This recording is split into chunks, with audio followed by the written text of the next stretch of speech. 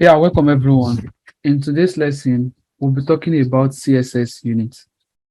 But for today, I'll be using VS Code, a live server extension, and I'll be viewing it inside my browser. So, and I'll be using this W3 school document and MDN document to navigate the class. As you know, units are just for expressing the length. Just we have in our real life, we have our width, we have our length. So units is what we use to express them. So also we have CSS property that we use unit to express. So basically we have two type of units. If I go to the document I have here, if I go to the document, we have two type of units. We have relative units and absolute units. We'll take the second first.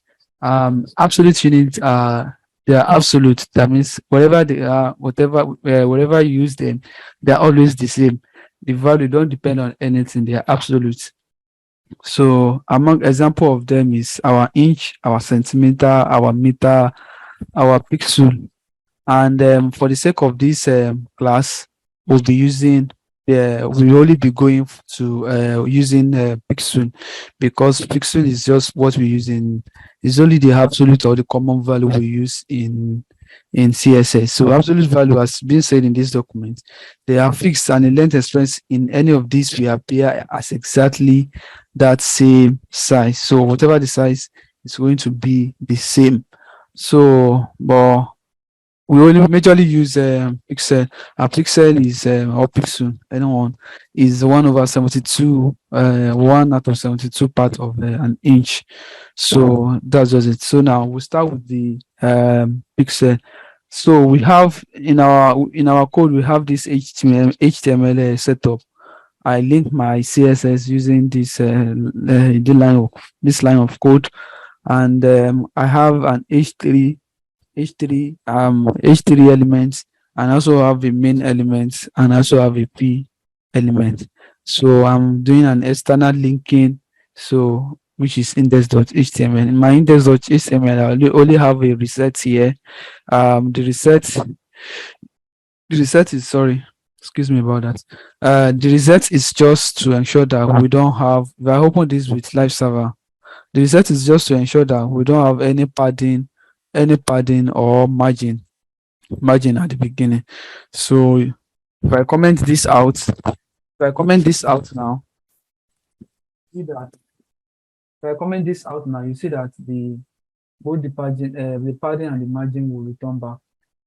If I comment this out, you see we have padding and margin, which we don't really want. So, I would advise that any setup you are doing, ensure that you remove the default behavior of the size sheet. So now the first one we're going to be starting with is with the we are going to start with the pixel. Firstly, we have default pixel in our default font size, in which our browser usually set our default font size, and that default font size is 16 pixel. That is 16 pixel. Our browser usually sets a 16 pixel to our default font size. Now, if I right click or I double click and I go to my inspect now. Now, if I'm to inspect, I want to inspect this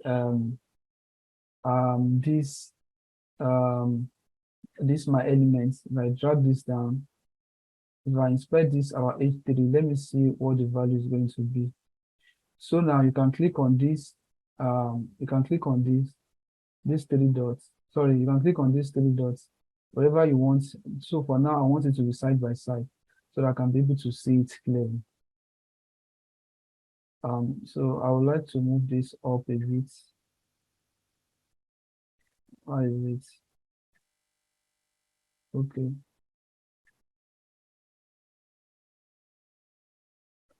Okay. This is supposed to, okay. Yeah, yeah. This our H3 has a default of, but let's just check our P that is just natural. It's same thing as 1M. And 1M is just pointing It's just referencing to the parents here, to the parents. And since the parent doesn't have any font size, it's referencing to the root element. Now, for example, now if I change my p, I would like to minimize this a bit so that we can see what we have here better in the browser. Yeah, I think this is better. I think we can also, let me have this. Yeah, so I think this is better. So if our p, I said earlier that our default font size is 16 pixel. So if I give this a 16 pixel, you notice the p will not change. It's just the normal. It's just the normal because that's just it. If I change it, you notice that the value doesn't change. That's the root. So our root, our default one is what 16 pixels. It's just the same as writing our HTML as our root. You can say our font size is what 16 pixel. If I save it, it's still the same thing because that's just the. But if I change this to 20 pixel, you notice that this thing will increase. It will increase because that's just not the default size. If I comment, if I delete this, it will go away. So it will remove. Yeah, that our default is what is 16 pixel. Now, so we can change this. We can change the value. If we want it to be 20 pixel, you see it has increased. We can give it to be 30 pixel. This is also what this is also increasing. You see now our p, the font size for p is what is 30 pixel. So as against what we have. So that's just it. Anywhere it is here, apart from the fact that if you remove our default here, if you remove root elements, our root element here, if you change it, that's when you can have something larger. But once it's like this, it is always going to be the same everywhere. Our default size is what 20 pixel. So that's about using pixel. Most especially, you notice that in your code or in the code you have read, it's always in pixel. So that's just the common, and that's the only absolute value that we use in CSS. Now, apart from that, we'll go to relative value. Let's take a bit to look about what we mean by relative value. They are something relative, just like our the normal contextual meaning. Relative means that it's relative to another element. It depends on another element. That means we compare it with another element. So we have a relative. We have rem, we have m, percentage, vh, vw, and ch, which means for character. So rem, I usually call it root element. That means it's telling us that it is related. The font size is related to the root element. That means if the font size is what the root element. Now let's go back to our CSS. You know, I said before earlier that our default font size is 16 pixels. So if I give our font size is 1 rem. 1 rem is equivalent to 1 pixel. 1 rem is equal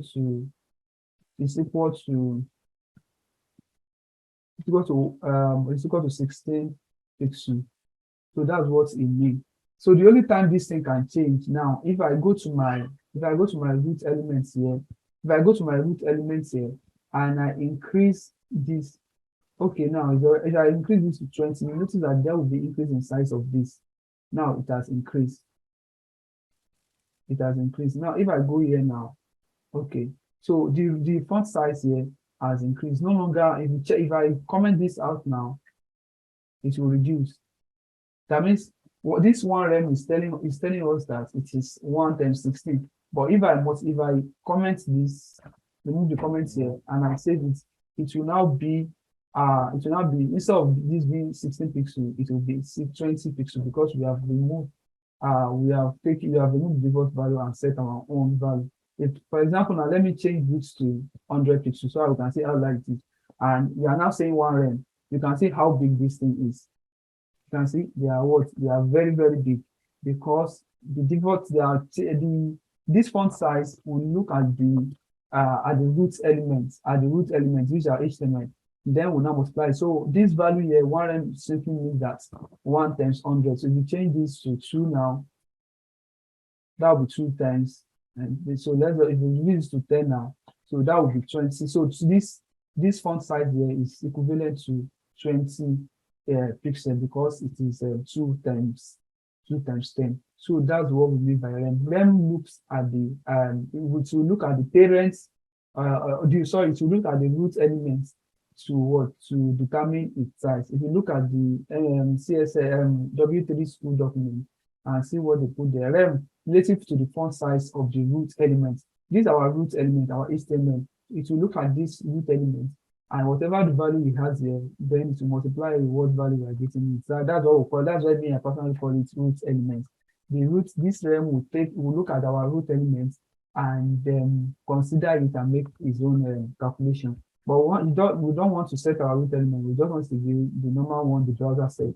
So if your browser, if you suppose the thing is too tiny and you increase it to, like, instead of you increase it to bold or you increase the size, then the font size now will now be 2 times the value that you increase it to. So that's very easy. So we have given user the control of making the size what they want. If you like, if you put extra bold, this one will just multiply it and give them what exactly they want. So that's about rem. It's used majorly when you want to calculate. You can calculate your font size. Now this one you can say our padding is 1 rem also. So this is our padding is 1 rem. If I take it to 1.5, you can see it's giving space. Our padding is just the space, inner space after our content. So that's about rem. Now the next unit we are going to consider. So the next unit we are going to consider is our PM. That one doesn't have the R. Now our M is as our rem is taking the root elements and making its own justification. Our hem will take its own parent elements. If you look at our CSS here, we have our main elements inside, our main elements having our P elements inside. So now if I give our main elements, our main here, if I give it a font size, if I give it a font size of, let's say, 30 pixels, yeah, because these are our main elements. Now you will notice here now that this 2 rem will not change. If I give this one 1, it will still remain the same. It will still remain the same. Now if we want this our P element to take its own font size relative to this our parent element, these are our parents in which we put our P inside, is our main element. We can use M. Now if I put 1 M now, the value here will now be 30. This M means that it will now be what? 30 pixels, because its parent element is 30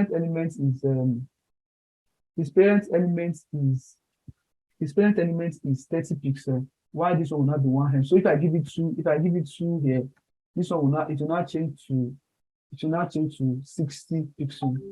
Assuming that I change this, assuming I change this to I change this 30 pixels to 10 pixels like this. So this one will not be 20 pixels. So what we are saying in essence is that M would look at the parent elements and get its own font size using its parent element. Why our rem will only make use of our root element. Our root element default is 16 pixels. So if you look at that one, if you give it 2 rem, that will be 32. But our M value will always look at the parent elements. Now, assuming there is no parent element, for example, I have 20 here, so this one will go as 40. Assuming the parent element doesn't have any value, then comment this out. If it doesn't have any value, it will now look at our root elements. So because the parent element doesn't have anything, it will now look at our root element. And our root element here is what? Is 16 pixels. So it will now look at it and now multiply that with 32. So if I change this to 32 pixels, there's supposed not to be any change. Yeah, you can see there's no change, which is the same thing as 2. So if the parent element does not have any font size, it will look at its what at the root element. But the first thing it's going to look at is what is the parent element. If I change this now, it will change. This is good for when if we want to use for our padding or our margin. So that will consider the parent element I'm making. We want to say like, okay, it should give us a padding of 2M.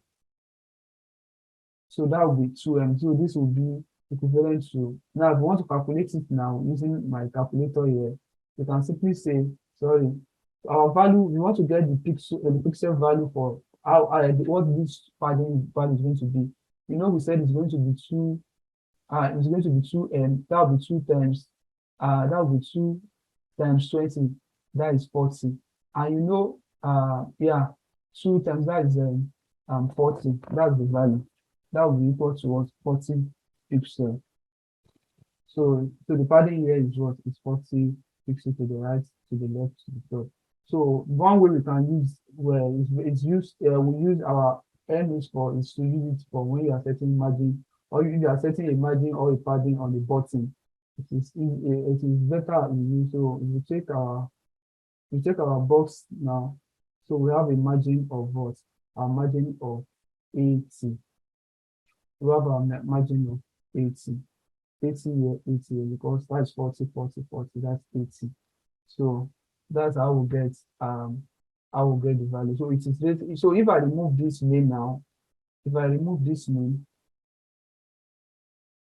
if I remove this name now, that you can see now it is now related to, it is now related to it's now related to the name, to our root element. That is 16 times 16 in four places, that will be 64. 16 plus 16, yes, that's 32, 32 plus that's 64. So this one, because the main element doesn't have a font size, it will look at the what? Look at the root element. But if it has, it will now look at the what? It will look at the it will look at the main, it will look at the main element first, the parent element, before it's, yeah.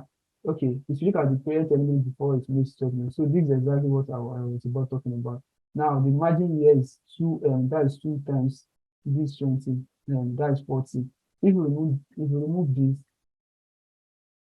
if you remove this now, it should be 32.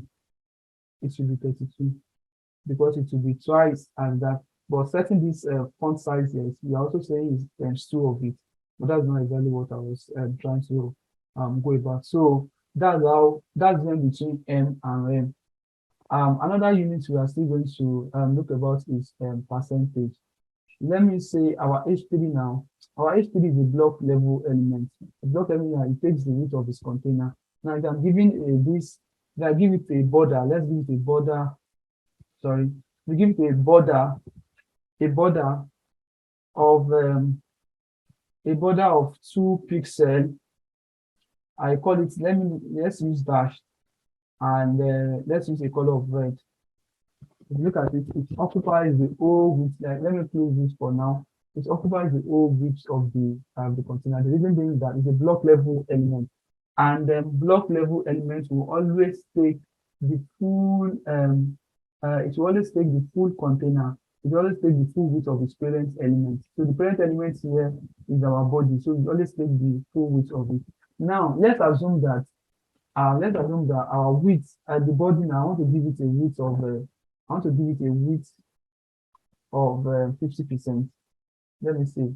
Now, so you can see now everything has been used. So this one is now taking, the body itself is taking 25, it's taking 25, it's taking 50% of the width, which is from here to here. Why this one is now taking, this H3 is now taking 100%. So it's taken from, the body is taking from here to here. That's, if I put H3 here, you can see now this is now taking the. Now, if I now say, okay, let our H3 should only take, to take a width of, let's say, 25%. You can see now it's taking from here to here. That's 25% of this 50% here. 25% of this 50%. So you know that will be, this 50% will serve as its own 100%. That will be in 4 places. So that's very about that. So if you say 50%, if you take half of it. This is very good when we are setting the width of our element, either parent. It's good to use percentage, because as the percentage will grow based on as the parent increase, as the parent size increase, the content size will also increase. If I set this to, let's say, 80%, sorry, still 50%. If I set it to 80%, You can see now this size too also grows because the parents are also. This is very, very important because given as we move on to responsive design, we'll notice we'll get more about it because for example now if I give CSS unit, let me write something here as rem rem and g as relative unit. Okay, I want it. Let me add lorem something. So I want it to go. I want to see. Okay, now it's not okay. Now, okay, yeah, because you are giving now. If suppose I give it a width, let's say, yeah, if I give it a width of 30, the reason why you need to use this is why you need to use a percentage instead of um instead of a little unit like where pixel it is. Look at it now. If I give it a width of let's just say 100, so we can see it better now. You can see now the text is overflowing this our container is overflowing it because the text pixel width is the 100 pixels width is not enough to contain it. But if assume we are giving it percentage of our container, we are giving it the percentage of our container like this. We are giving the percentage of container like this. It will always be there. Once this thing increase, once it increase also, this content will also increase. It will grow and it will shrink based on the parent element. So this is a very good way. You can see now the content is still wrapped inside this. So that's how we so using percentage is always a good thing of setting the width and height. The setting the width and height. Let's assume our height here we say is 50%. So it's still doing because we didn't set height on the parent element. So, but the best way of setting our width and height is making sure it's in what is in percentage because that will give us the flexibility and we can always have responsive design without writing any media query. So that's that about percentage. We also have our viewport height. Let's see what the documentation I have to say about our viewport height. Our viewport height is relative to 1% of the height of the viewport. Our viewport starts from here to here. So our viewport height now if you now say one viewport height, then it's 1%. So 1% is equal to one viewport height. So 100% is equal to 100% of the viewport. That will take the total it will take the total height of the viewport. So now let's try that in our CSS. In our body, let's give it an height of 100 viewport height. Let's give it an height of 100 VH. Now, if I now let's give this a background color, the background color of red.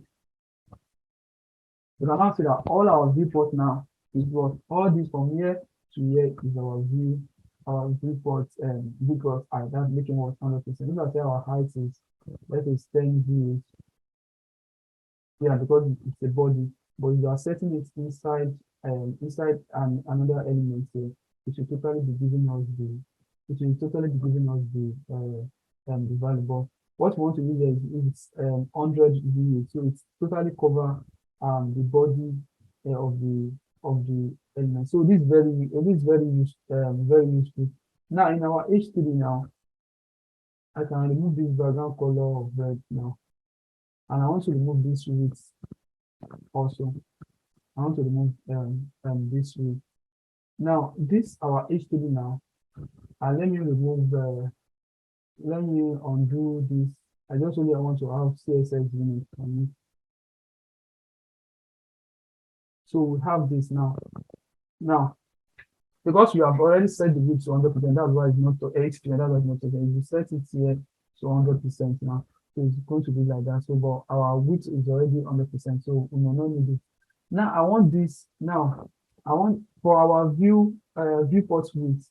Let's say our width here is let's say 50 viewport width.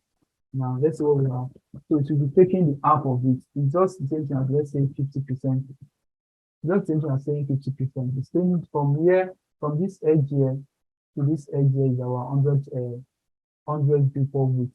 That brings us our 100% of the viewport. So now we're having 50%. You can say we have 25%. So that's 25% of it. If we change this one to, we change this way to VW now, let's say it's 50. So then we'll have the smaller one. Now, one disadvantage of using our viewport width is this. Now, I'm going to add more content to my paragraph here. I'm going to add more content here to my paragraph. Let's say I have Lorem 400. Let me see. Now we have a lot of content here. I'm going to remove our width here. Let's just be 100% here. Now, let me see. I don't want margin. I don't want anything here. I'm deleting this. Now, let me see. Now, this is what we have this. But suppose our content is so very large. Let me add more. Let me add more to it.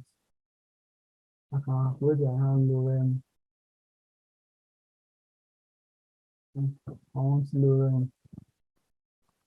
I just want Lorem 5,000.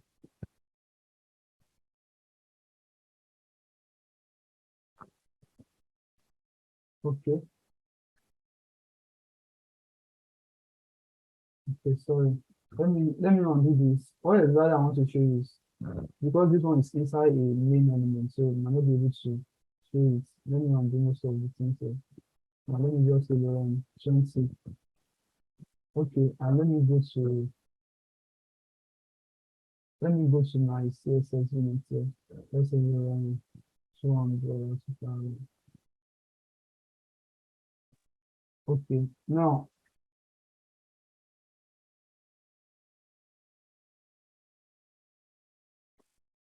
okay. What exactly I want to show is not coming up. But what I want to show, what I want to explain is that most times when we use our when we use viewport will also take care of the scroll bar here. To also take care of the scroll bar here. If we are going to be using 100% views, if there is a scroll bar, if you have a scroll bar here, it will take care of it also. So that will always score our horizontal scrolling. So it is more better instead of using VW, it's more better to use 100%. It's more better to use 100% unless you want to deal with V8. But instead of using VW in this, it's better to use it's better to okay, yeah, it's better to use okay. Okay. Now I think this is what I really want to explain. Let me see this box now. Then 4,000. Yeah, exactly. Okay, this is what I didn't give. Sorry, I didn't give my width that V. I don't give my width that 100 V VH, but because the browser will take it as 100%, it's not 100 V. Now I'm giving it 100 V. If you look at it now, we have an annoying scroll bar here, which most developer will not want. This due to the fact that we are giving it 100 VW, and 100 VW is also taking care of this scroll bar. This scroll bar is all part of it. You can see the space here look like the one here. So it's taking this also, it's also taking this scroll bar to as a consideration. So if instead of that, if I remove this VW and I put percentage, the scroll bar will go because that one will take care from here to here. So not this scroll bar will not be considered out of it. So we should be careful when using our VW, especially if we want it to be 100%. So it's more better to use 100% instead of 100 VW. So so we have that. We have explained our VH and also have explained our VW. Another thing I want to explain is our character. You check the documents we have here. Our character is just relative to the width of the size of the zero. It's relative to the width of size of zero. I would like to undo a lot of things here. So let's just assume we have this. Now, if we go back to what we have, it's related to the width of zero. If I want the font size. I want the width of this A3 should just be 30 ch. That means it will make it, it will calculate it in the sense of size of the zero character, that is zero number, you calculate it. The space in which 30 character can take is what is going to provide. So this is what we have. Now for the H3 now, we have this 30 CH value. So if I increase to 10, if I just reduce to 10, you can see that would be the width. So that's all about that. We have talked about relative and absolute. As you have explained, relative is related to, it's taking, it will be considering another value related to another value. While absolute, wherever you go, it still remain the same thing. So now I'm going to be giving you a short task, which I'll be expecting you to comment your observation and what you have learned about it, about vmin and vmax and where we can use it. It's also part of in the documentation here. We have vmin related to 1% of the people smaller dimension, and also have vmax. So that's the two things we didn't talk about here. So I want you to read about it and let me know what you think about the two value. So I'll be expecting your comments in the comment section on the YouTube channel. So I'm expecting that. So that's all we have about CSS units. Try and make sure to read more about it. If you have any question, I'm willing to attend to question as much as possible in the channel. So try and pick me up. Once again, my name is Isiaka Abdullah. Yeah, I front-end mentor with Zuri. So thanks for watching, and I'll be expecting your feedback. Thank you.